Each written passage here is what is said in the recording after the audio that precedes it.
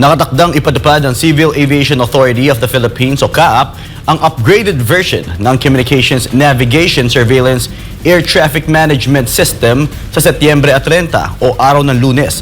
Ilan sa mga flight ay maaaring maantala dahil sa gagawing pag-install at pag-update ng software. Narito ang balita ni Cherry Light.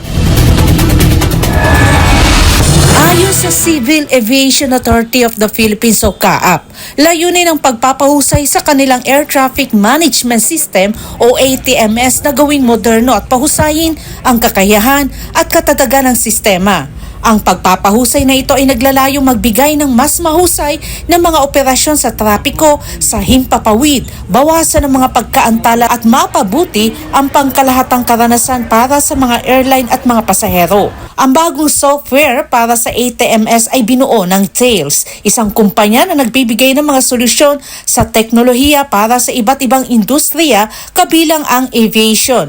Kinumpirma ni CAAP spokesperson Eric Apolonio na ang pag-install at pag-update ng software ay magkakaroon ng kaunting epekto sa mga schedule ng flight na nakatakdang gawin sa mga oras na kaunti pa lang ang operasyon ng flight. Samantala, ang communication, navigation at surveillance equipment para sa air traffic operations ay mananatiling gagana. Maaari din itong isagawa sa madaling araw ng Lunes.